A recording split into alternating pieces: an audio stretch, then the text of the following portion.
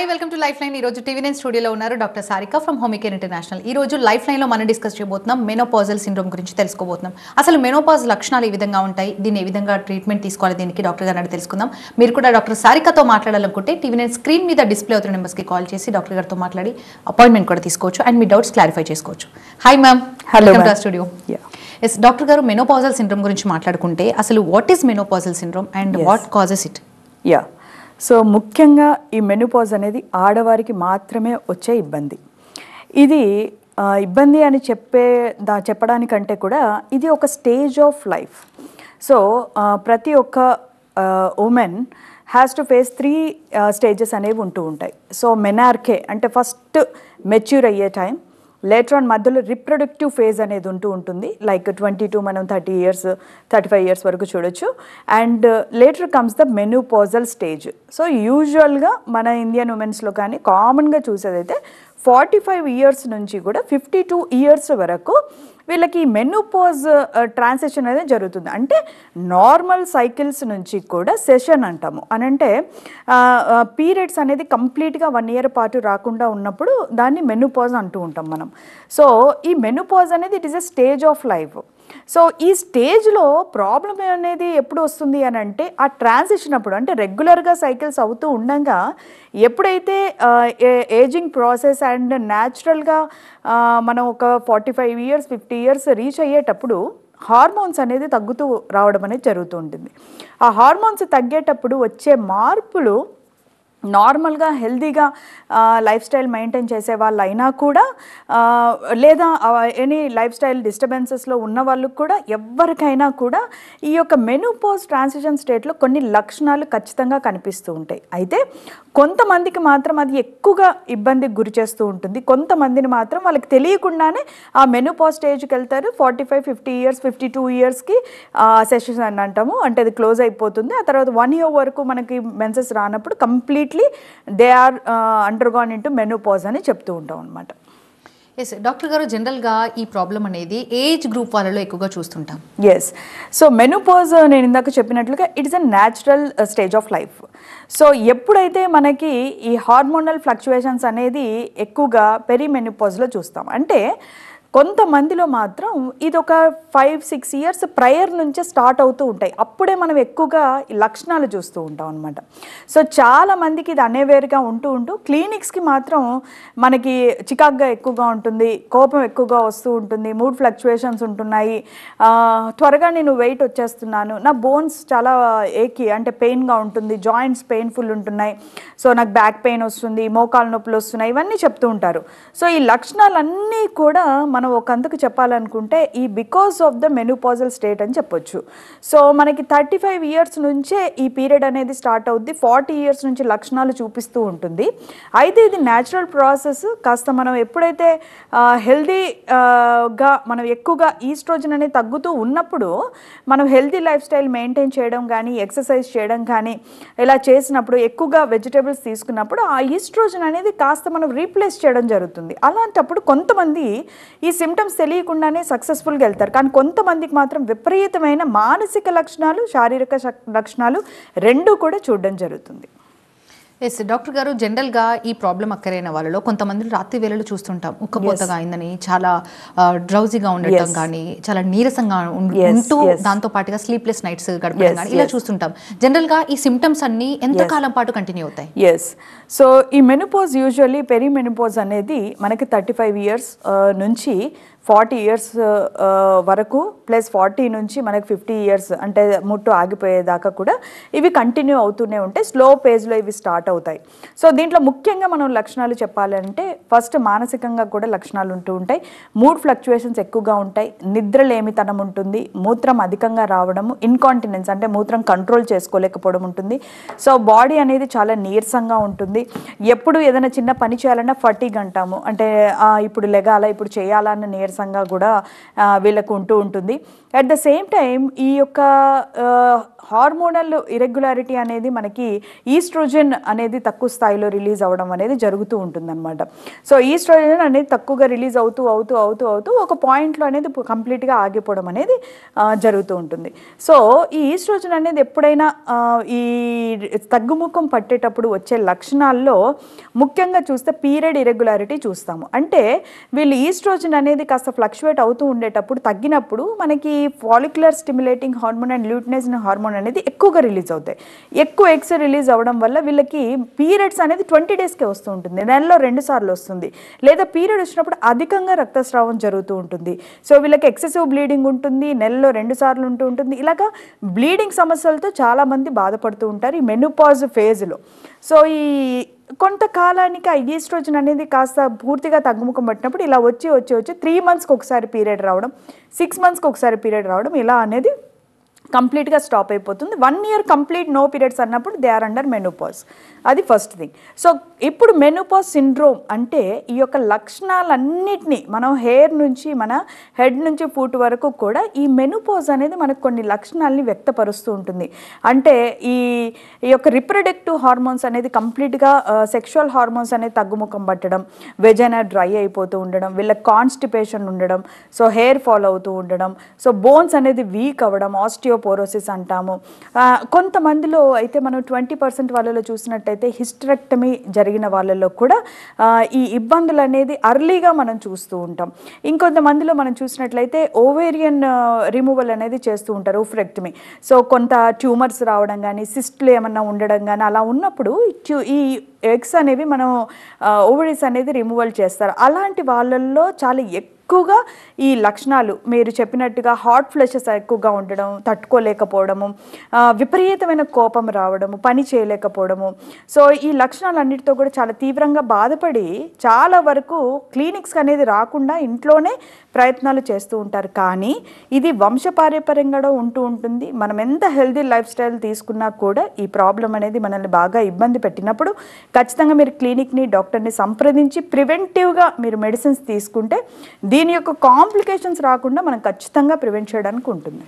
Yes doctor గారు, జనరల్గా ఎలాంటి సిమ్టమ్స్ కనిపించినప్పుడు అంటే what test are available to confirm?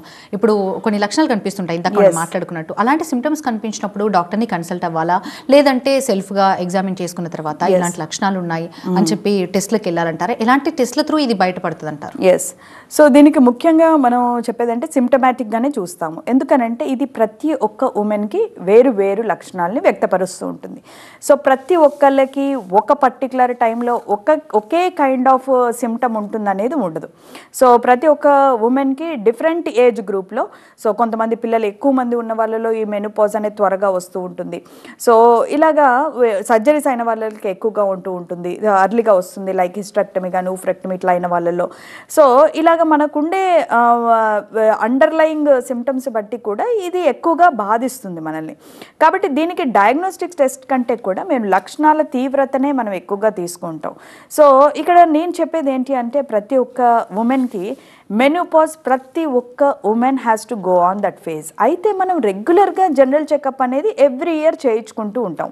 So మనం ల్యాబ్ టెస్ట్లు కానీ, మనం ప్యాప్ టెస్ట్లు కానీ, సో అన్నీ కూడా మనం చేయించుకుంటాం. అలాగే ఖచ్చితంగా ఈ యొక్క లక్షణాలు వచ్చినప్పుడు అది ఎంత సివియర్గా ఉంటుంది, దీనివల్ల ఫర్దర్గా ఇంకేమేమి ప్రాబ్లమ్స్ రావచ్చు. ఫర్ సపోజ్ ఒక ఉమెన్ని తీసుకున్నట్లయితే బాగా అబ్డామిన్ ఒబిసిటీ పెరిగింది, అంటే వేస్ట్ లైన్ అనేది ఎక్కువగా అయిపోయింది, తొందరగా ఫాస్ట్గా వెయిట్ వచ్చేసారు, సో వీళ్ళకి బాగా క్రేవింగ్స్ అనేది వస్తూ ఉన్నాయి.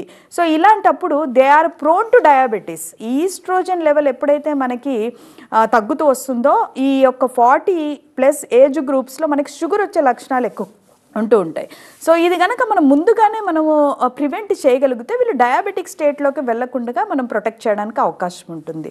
సో ఇన్సులిన్ రెసిస్టెన్స్ అనేది ఉంటుంది. సో వీళ్ళలో మెల్లమెల్లగా ఈ డయాబెటీస్ అనేది వస్తుంది. At the same time cholesterol level అనేది మేము రోజువారీగానే తింటున్నాం, రోజువారీగానే ఎక్సర్సైజ్ చేస్తున్నాం, అయినా కూడా మాకు ఈ కొలెస్ట్రాల్ లెవెల్ ఎందుకు పెరిగింది డాక్టర్ గారు అని అందరూ అడుగుతుంటారు. It is purely because of hormonal imbalances. So our ageing process మెనోపాజెస్లో జరిగే ఈ యొక్క లక్షణాలని మనం ముందుగానే పసిగట్టి ప్రివెంట్ చేసుకుంటే దాని యొక్క మెయిన్ కాంప్లికేషన్స్ డయాబెటీస్ కానీ బీపీ కానీ ఇవన్నీ కూడా మనం ప్రివెంట్ చేసుకోవడానికి అవకాశం ఉంటుంది. డాక్టర్ గారు జనరల్లీ ఈ ప్రాబ్లం అనేది 45 to 50 ఇయర్స్ చూస్తుంటాం. ఈ మధ్య కాలంలో అయితే ఒక్కొక్కసారి కొన్ని సందర్భాల్లో 40లోకి చూస్తున్నాం. ఇప్పుడు ఇలాంటి ప్రాబ్లమ్స్ వచ్చినప్పుడు జనరల్గా ఇదేదో హార్మోనల్ డిస్టర్బెన్స్ అనియో లేకపోతే నెగ్లెక్ట్ చేసో ఇలా చేస్తే ఎలాంటి కాంప్లికేషన్స్ అక్కర్ అవుతాయి? ఎస్, సో ముఖ్యంగా ఇది 35 ఇయర్స్ ఆఫ్ ఏజ్ నుంచి కూడా మనకి చిన్నగా లక్షణాలు చూపిస్తూ ఉంటుంది. అంటే కొంచెం డిక్రీజ్ సెక్సువల్ డిజైర్ అనేది ఉంటుంది వీళ్ళకి, అంత యాక్టివ్గా పార్టిసిపేషన్ అనేది ఉండదు, వెజైనా బాగా డ్రై అండ్ పెయిన్ఫుల్గా ఉంటుంది, మాటికి మూత్రం ఇన్ఫెక్షన్లు వస్తూ ఉంటాయి, చర్మం అనేది బాగా డ్రై అయిపోతూ ఉంటుంది, కొల్లాజన్ అనేది కంటెంట్ తగ్గుతూ వస్తుంది, అండ్ బోన్స్లో వీక్నెస్ అనేది మనం చూస్తూ ఉంటాము. సో అలాగే కండరాల్లో కూడా బలహీనత మనం చూస్తూ ఉంటాము. సో ఈ యొక్క హార్మోనల్ ఇంబ్యాలెన్స్ అంటే ఈ హార్మోన్ అనేది తగ్గుతూ ఉన్నప్పుడు వీళ్ళకి హెయిర్ ఫాల్ ఉండడము, స్కిన్ బాగా డ్రై అయిపోవడము, అబ్డామిన్ బ్లోటింగ్ అంటాము. అని అంటే మన యొక్క మ్యూకస్ మెంబ్రెయిన్ అనేది కాస్త థిక్గా ఉండాలి. అంటే మన యొక్క ఇంటెస్టైన్స్లో కానీ మన యొక్క బ్లాడర్ అంటే యూరినరీ బ్లాడర్లో కూడా థిక్ అనేది ఉండాలి. కానీ ఈ యొక్క ఈస్ట్రోజన్ హార్మోన్ అనేది వీటిలన్నిటికీ తోడ్పడుతుంది. దాని యొక్క యాక్షన్ అనేది వీటిలన్నిటి మీద ఉంటుంది. ఎప్పుడైతే అది తక్కువ స్థాయిలో రిలీజ్ అవుతూ ఉంటుందో అది థిన్ అయిపోతూ ఉండడం, దానివల్ల సో సరిగా అరగకపోవడము, కాన్స్టిపేషన్ మలబద్ధకం ఉండడము, కడుపు ఉభ్రంగా ఉండడము, సో వీళ్ళకి ఇటువంటి ఇబ్బందులు ఉంటాయి. At the same time weight అనేది బాగా ఎక్కువ పెరిగిపోతూ ఉంటారు. ముఖ్యంగా ఈ యొక్క మెనోపాజ్కి మనం చూసినట్లయితే దారి తీసేవి ఏంటి అనేది మనం చూసినట్లయితే ముఖ్యంగా అన్హెల్దీ లైఫ్ స్టైల్ అని చెప్పొచ్చు. అంటే ఎవరైతే డెఫిషియన్సీస్ని కవర్ చేసుకోరో, like calcium vitamin D deficiency ఉన్నవాళ్ళు ఎక్కువగా ఈ యొక్క ప్రాబ్లమ్ని ఫేస్ చేస్తూ ఉంటారు. అలాగే ముందుగానే పీసీఓడి ప్రాబ్లం ఉంటుంది చాలామందికి. అలాంటి వాళ్ళు తొందరగా ఈ ఓవేరియన్ రిజర్వ్ అనేది తగ్గిపోతూ వస్తుంది అనమాట. సో ఎగ్స్ అనేది తక్కువగా రిలీజ్ అవుతూ ఉంటాయి. అలాంటప్పుడు కూడా ఈస్ట్రోజన్ అనేది తగ్గుతూ ఉంటుంది. సో దాని ద్వారా కూడా వీళ్ళకి ఈ యొక్క లక్షణాలు అనేది చాలా చిన్న వయసులోనే లైక్ 36-37 ఇయర్స్లో కూడా మనం చూస్తూ ఉంటాం. సో ఎప్పుడైతే మన ఈ లక్షణాలు బయటపడుతూ ఉంటాయో వీటికి సరైన ట్రీట్మెంట్ అనేది మనం తీసుకోకుండా అలాగే మనం కంటిన్యూ చేసినట్లయితే వీళ్ళకి వచ్చే కాంప్లికేషన్స్ ముఖ్యంగా ఒబిసిటీతో పాటుగా డయాబెటీస్తో పాటుగా మనకి కార్డియాక్ డిసీజెస్ అనేది వస్తూ ఉంటాయి. అంటే 40 ఇయర్స్ ప్లస్లో మనకి షుగర్ అనేది ఉంటుంది, డయాబెటీస్ అనేది ల్యాండప్ అవడం ఉంటుంది, at the same time high cholesterol ఉంటుంది. సో మనం దీన్ని రీచెక్ చేసుకోకపోతే, ఈ జనరల్ చెకప్ అనేది మనం చేసుకోకపోతే కనుక it will lead to the cardiac diseases కూడా మనం చెప్తూ ఉంటాం. 80% ఆఫ్ ద ఉమెన్కి ఈ మెనోపాజ్ లక్షణాలు ఉంటాయి. కానీ 20% మంది మాత్రమే దాని గురించి తెలుసుకొని ఆ అవగాహనకి ఆ డెఫిషియన్సీని క్లియర్ చేసుకుంటూ వాళ్ళు 30 సంవత్సరాల వరకు వాకింగ్ ఎటు చేయకపోయినా కూడా 35 ఇయర్స్ నుంచి అన్నా సరే కొద్దిపాటిగా ఎక్సర్సైజ్ అనేది చేస్తూ ఉంటే ఈ యొక్క మూత్ర విసర్జన విషయంలో ఇబ్బందులు కానీ, ఈ యొక్క వెయిట్ పెరగడం ఇబ్బందులు కానీ, షుగర్ విషయంలో కానీ, కొలెస్ట్రాల్ విషయంలో కానీ, బీపీ విషయాల్లో కానీ, సో ఈ యొక్క కార్డియాక్ సంబంధిత సమస్యల్లో కానీ వీళ్ళు ప్రివెంట్ చేసుకోవడానికి ఖచ్చితంగా అవకాశం ఉంటుంది. డాక్టర్ గారు, మీరు యూరిన్ ఫ్రీక్వెన్సీ గురించి మాట్లాడారు. కొంతమందిలో చూస్తుంటాం ఏజ్తో సంబంధం లేకుండా, లైక్ 20స్లో అవ్వచ్చు, 30స్లో అవ్వచ్చు, బిలో 30 ఉన్న వాళ్ళు అవ్వచ్చు. కొంతమంది 25 to 30 ఏజ్ గ్రూప్ వాళ్ళు చూస్తుంటాం యూరిన్ ఫ్రీక్వెన్సీ ఎక్కువగా చూస్తుంటాం. మరి వాళ్ళ కిందకి ఈ ప్రాబ్లం అక్కర్ అవుతుంది అంటారు? అది మెనోపాజ్ అయితే కాకపోవచ్చు, డెఫినెట్లీ కాదు. పీసీఓడికి ఏమైనా దారి తీయొచ్చు అంటారా ఇలా జరిగితే? నో, ఇందులో ఏంటి అంటే ఎక్కువగా ఒబిసిటీ ఉన్న వాళ్ళలో ఈ ప్రాబ్లం చూస్తాము. ఎందుకంటే మన పెల్విక్ ఫ్లోర్ మజిల్స్ అనేది ఎప్పుడైతే అవి లాక్సిటీ అంటే దాని యొక్క స్ట్రెంగ్త్ అనేది కోల్పోతూ ఉంటుందో అప్పుడు ఈ యూరిన్ అనేది ఎక్కువగా రావడం, వచ్చినా కూడా ఆపుకోలేని పరిస్థితి, ఇన్కాంటినెన్స్ అంటాము. సో వీళ్ళకి తుమ్మినా దగ్గినా కూడా ఇలాగా డ్రాప్స్ లాగా పడుతూ ఉంటాయి. అండ్ ఈ యొక్క కేటగిరీ వల్ల పేషెంట్స్ చూసినట్లయితే ఒబిసిటీ వాళ్ళు, at the same time pregnancies, deliveries అయిన వాళ్ళల్లో కూడా ఈ ప్రాబ్లం అనేది ఎక్కువగా ఉంటుంది. ఎక్కువ నార్మల్ డెలివరీస్ అయిన వాళ్ళల్లో ఈ పెల్విక్ ఫ్లోర్ అనేది వీక్ అయిపోతూ ఉంటుంది డ్యూరింగ్ ద ప్రాసెస్. సో అలాంటప్పుడు వీళ్ళకి తర్వాత వీళ్ళకి కొన్ని ఎక్సర్సైజెస్ చేయాలి. 6 months ఆఫ్ పోస్ట్ పార్టమ్ అంటాము. ఆ ఎక్సర్సైజెస్ అనేది మనం చేయనప్పుడు ఖచ్చితంగా ఈ ప్రాబ్లం అనేది ఉంటుంది. ఏజ్ పెరిగే కొద్దీ మెనోపాజ్ కూడా వస్తుంది కాబట్టి ఆ ప్రాబ్లం ఇంకా ఎక్కువగా అవుతుంది. మెనోపాజ్ స్టేట్లో ఇంకా మజిల్స్ అనేది లాక్సిటీ కోల్పోతాయి అనమాట. అంటే దాని యొక్క స్ట్రెంగ్త్ని కోల్పోతాయి. అలాంటప్పుడు ఇంకెక్కువగా వీళ్ళకి యూరిన్ ఇన్కాంటినెన్స్ ఉంటూ ఉంటుంది. 40 ఇయర్స్లోనే 40 to 50లో ఎక్కువగా బాధపడుతూ ఉంటారు. కాబట్టి కొన్ని ఎక్సర్సైజెస్ కంపల్సరీ చేయాలి. మెనోపాజ్ అండర్లయింగ్ మనకి ఖచ్చితంగా వస్తుంది కాబట్టి ముందుగానే డెఫిషియన్సీ నేను ఇంతకుముందు చెప్పినట్టుగా వాటిని క్లియర్ చేసుకుంటూ మంచి హెల్దీ రిచ్ ఫుడ్ అనేది మనం తీసుకోవాలి. సో ఈస్ట్రోజన్ కేవలం మన ఓవరీస్ నుంచే కాకుండా మనకి అడ్రినల్ గ్లాండ్ నుంచి కూడా రిలీజ్ అవుతూ ఉంటుంది. కొన్ని ఫైటో ఈస్ట్రోజన్స్ అంటాం, అంటే మన కొన్ని ప్లాంట్స్ నుంచి కూడా మనకు ఫుడ్ ప్రోడక్ట్స్ నుంచి కూడా వస్తుంది. లైక్ సోయాబీన్లో ఎక్కువగా ఉంటుంది, జీరాలో ఉంటుంది, ఇలాచీలో ఉంటుంది. సో ఇలా కొన్ని ఫుడ్ ప్రోడక్ట్స్ మనం తీసుకోవడం వల్ల కూడా మనకి ఈస్ట్రోజన్ అనేది రీప్లేస్ అవ్వడానికి కొద్దిపాటిగా బ్యాలెన్స్ చేయడానికి అవకాశం ఉంటూ ఉంటుంది. ఎస్ డాక్టర్ గారు, ఈ ప్రాబ్లంతో సఫర్ అయ్యే వాళ్ళలో వెయిట్ గెయిన్ చూస్తుంటాం, స్కిన్ ప్రాబ్లమ్స్ చూస్తుంటాం, హెయిర్ ఫాల్ చూస్తుంటాం. వీటన్నిటిని ఓవర్కమ్ చేయాలంటే ఏం చేయాలంటారు? ఎప్పుడు ఎలాంటి ట్రీట్మెంట్ తీసుకోవాలంటారు? అంటే సరైన సమయంలో ట్రీట్మెంట్ అందితే దాన్ని ఓవర్కమ్ చేయొచ్చు అంటారు కదా. హోమికేర్ ఇంటర్నేషనల్లో ఏ విధమైన ట్రీట్మెంట్స్ అందుబాటులో ఉన్నాయి? తప్పకుండా అండి. ఈ ప్రాబ్లంతో సఫర్ అయ్యే ప్రతి ఒక్కరు కూడా రెగ్యులర్గా అందరూ జనరల్ చెకప్ అనేది చేసుకుంటున్నారు. అలాగే 35 ఇయర్స్ దాటిన తర్వాత ఎవ్రీ ఇయర్ మీరు కొంత సమయమైనా సరే హోమియోపతి ట్రీట్మెంట్ తీసుకోవడం వల్ల ఖచ్చితంగా మీకు మేలు జరుగుతుందని నేను చెప్తాను. ఎందుకంటే ఈ లక్షణాలు అనేది మనకు చిన్న చిన్నగా ఏర్పడడం మొదలు పెడతాయి. అంటే బ్యాక్ పెయిన్ రావడం, చాలామంది స్పాండిలోసిస్ అర్లీగా వచ్చింది అనుకుంటారు, ఆర్థరైటిస్ అర్లీగా వచ్చింది అనుకుంటారు. కానీ వీటిలన్నిటికీ బేస్ కోర్ చూసినట్లయితే హార్మోనల్ ఇరెగ్యులారిటీయే.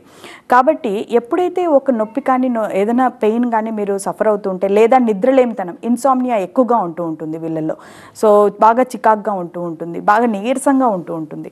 సో ఇలా ఉన్నప్పుడు మీరు జనరల్ చెకప్ ఎలా చేయించుకుంటారో అలాగే మీరు ఒక్కసారి మీ డాక్టర్ని అప్రోచ్ అయ్యి ఏ స్టేజ్లో ఉంది, ఎంత తీవ్రంగా ఉంది అనేది మనం ప్రాబ్లమ్ని తెలుసుకొని దానికి తగ్గట్టుగా హార్మోనల్ ట్రీట్మెంట్ అనేది మనం స్టార్ట్ చేసుకుంటే ఖచ్చితంగా మీకు ఇది ప్రివెంట్ చేయడమే కాకుండా ప్రస్తుతం ఉన్న లక్షణాలు కూడా తగ్గుముఖం పట్టడానికి అవకాశం ఉంటూ ఉంటుంది. ఎందుకంటే ఇది వ్యక్తికి చాలా డిఫరెన్సెస్ ఉంటుంది. అయితే నేను మెనోపాజ్ వచ్చిన వాళ్ళలో నేను ముఖ్యంగా చెప్పేది ఏంటంటే దీనికి ఫ్యామిలీ కాంట్రిబ్యూషన్ కూడా చాలా అవసరం.